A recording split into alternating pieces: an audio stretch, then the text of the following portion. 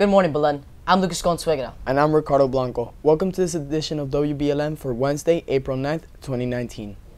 Congratulations to a true B legend, Coach Carlos Barquin, for his impressive achievement of 50 years at Belen. He was acknowledged this week at a special event. Matthew has more on the story. So, how does it feel to be honored for your 50th year anniversary here at Belen? It feels undeserving because it's something that I really enjoy having been able to do for all this time, and thank God for giving me the health and fortitude to be able to do what I do and love and enjoy each day. What do you feel is your greatest accomplishment here at working Belen? First of all, I don't think that anything is my single accomplishment. I think that everything that has been accomplished at the school has to do with teamwork, with alumni base, with teachers, faculty, coaches, as a whole. Belen is a family. That's how I view it. My single thing about as far as pride goes and things, having the privilege of seeing the school grow into what it is today and from what it used to be when it first started as a little tiny school in Southwest 8th Street and 7th Avenue. So that I feel privileged to be able to live with that. It's like I've grown with the school in that aspect. And what do you enjoy most about being the athletic director? The fact that there's never a dull moment. There's always, I have a saying, expect the unexpected. There's always something new and different in Belen, even though it's kind of routine in some aspects, but there's always something happening, so it's never really boring to come to work. Thank you. Mother's Day is just over a month away. Why not make her day extra sweet with a delicious cake? Benefits from the sale benefit Belen youth missions. Order yours from Belen Campus Store by May 7th for only $10. Orders will be delivered on May 10th. Belen dads are invited to join Father Willie for a prayer breakfast on Friday, April 12th. Hosted by the Agrupación Católica Universitaria and Belen Jesuit. We invite you first to Mass at 10:15 a.m., followed by a breakfast and a reflection in the Saladrigas Gallery. Another high-profile departure in the Trump administration. President Trump is reportedly firing U.S. Secret Service Director Randolph Alice. Several administration officials tell CNN that Alice is still in his position as of now, but has been asked to leave. The Secret Service Director reports directly to the Secretary of Homeland Security, Christian Nielsen, who resigned on Sunday. One official said more firings are expected. Some Washington insiders say the shakeup is a result of Stephen Miller's new role in the leading Trump administration board. Also happening over the weekend, Christian Nielsen resigned Sunday evening as Trump expresses his frustration over the situation at the southern border with Mexico. Chris Alvarez has the latest reaction and what happens next. I will continue to support all efforts to address the humanitarian and security crisis on the border. And other than that, I'm on my way to keep doing what I can for the next few days. Christian Nielsen's tenure as Homeland Security Secretary came to a close as President Trump called for tougher action at the U.S. southern border with Mexico amid a surge in border crossings. Despite reports she was on thin ice with the president, Nielsen was at the border with him late last week. She described her department as being in disaster response and called on Congress to act. I have to solve other parts of immigration that also need to be solved. But right now we have an emergency on our hands. We need to treat it as such. She defended it as if it was policy that made sense and then denied that they did it in the first place. And now they can't even find the parents to reunite with these children. It's quite pathetic. Sunday evening, President Trump announced via Twitter that Kevin McAleenan, currently U.S. Customs and Protection Commissioner, will take on the role of acting Homeland Security Secretary. Thank you, Chris. Actress Felicity Huffman has pleaded guilty and apologizing for her role in massive college admissions cheating scam. In a statement on Monday, Huffman said she admits full guilt and is ashamed of the pain she has caused her family and the education community. Huffman is accused of paying $15,000 to a fake charity to facilitate cheating for her daughter on the SATs.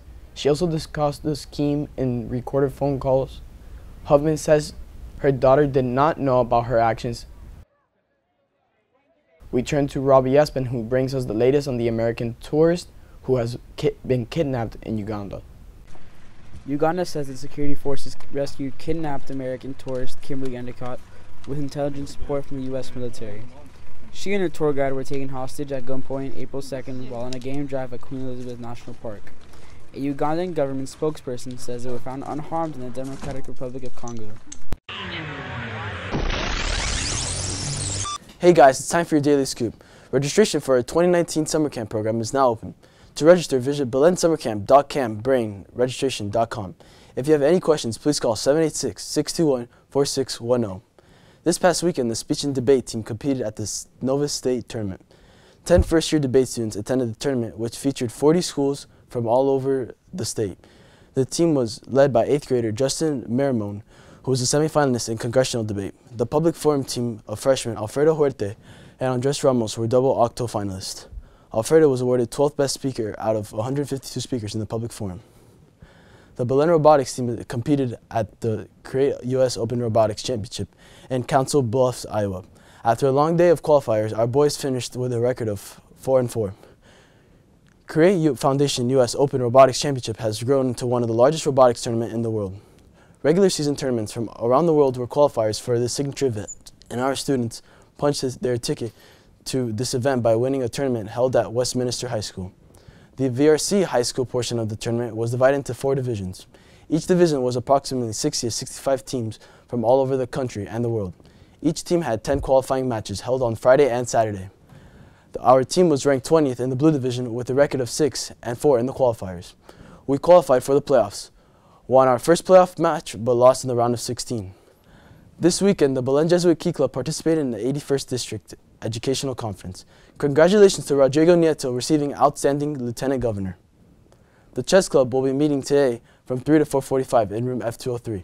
The Archery Club will be meeting from 3 to 4:30 at Lil Abner. The History Club will be meeting from 3 to 4 in room I-103.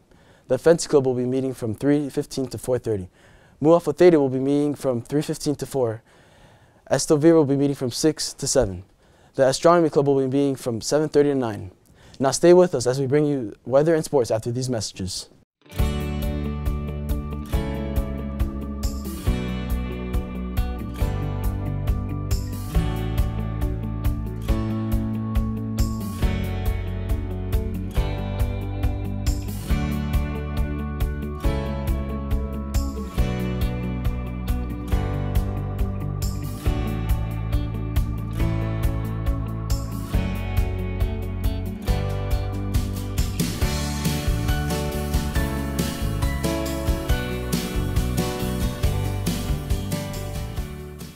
Good morning, Wolverines. Here's your weather for today. Now today we're going to be looking at around 86 degrees, but we're going to have some thunderstorms today. It's going to be 60% chance of rain, and humidity is going to go up to 73%. Now later on tonight, it's going to drop down to 71 degrees with a 60% chance of rain and thunderstorms. Now, looking on for the later on the week, it's going to go from 86 to 87 degrees, and it's going to be partly cloudy, very sunny for the rest of the week, but for Monday and Tuesday, we're going to have some storms.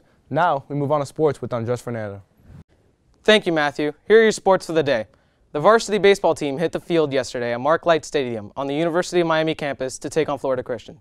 Winning pitcher for the Wolverines was Alejandro Torres, that just seemed to be unstoppable on the mound. Key performers included Robert Curbelo, who went 3 for 4, Dorian Gonzalez and Armando Albert, who went 2 for 4 with 2 runs and an RBI. George DeGotti also had 2 RBIs. The Wolverines are 11-4 on the season as they play Miami Sunset Senior High School on Thursday. Here at home, first pitch is at 4 p.m. The varsity lacrosse team lost a close match against Columbus. Victor Rosado had 2 goals, 1 assist. George Suarez and Cal Gusso had 2 goals. Matt Handel and Rafael Bru each had a goal. And Andrew Candela had 12 saves for the Wolverines. Final score, Belen Jesuit 8, Columbus 11. They play St. John Paul II Academy tonight at 7:30. Wolverine Golf Club will be holding a clinic and informational meeting on Saturday at 9 a.m. at Top Golf Doral on May 4th for anyone that may be interested in trying out for the Belen golf team.